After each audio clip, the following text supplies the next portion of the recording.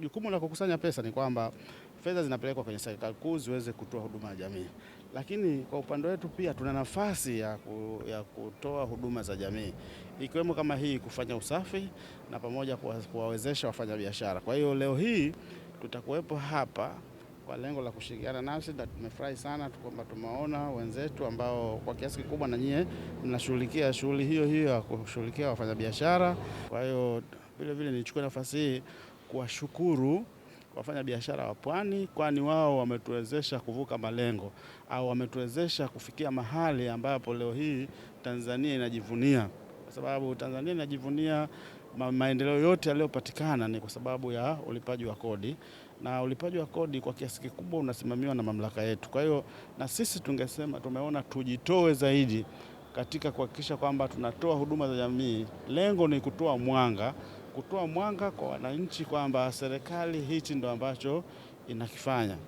Leo hii tumekuwa na mahospitali, leo hii tumekuwa na mashule, leo hii tumekuwa na barabara nzuri ambazo zinapitika kwa urahisi, kuhakikisha kwamba upitikaji huu unarahisisha mwananchi wa kawaida kufanya shughuli zake za kiuchumi na hatimaye kutengeneza faida au kutengeneza kipato ambacho wanatumia kwa ajili ya manufaa yao, lakini vile vile na serikali yetu inanufaika. Lakini vile vile ningefurahi zaidi ningeona wananchi wa leo wanatusaidia katika kukusanya mapato. Kwa nini wanatusaidia? Wanatusaidia kwa kupitia utaratibu gani? Utaratibu ambao wanaweza kutusaidia ni kudai risiti, kwa sababu risiti tunapodai ni kwamba risiti hizo ndizo zinazotupa taarifa sisi ya mfanya biashara anafanya biashara kwa kiwango gani, anapata faida kwa kiwango gani. Tunawashukuru sana kwa kuchagua kata hii ya Bulingu. Maeneo ya kwenda yako mengi, lakini yeye imewapendeza mje kwenye kata yetu ya Bulingu. Sisi tunasema asante sana. Lakini pia tunawashukuru zaidi kwa kurudisha kile ambacho mnakipata kwa jamii.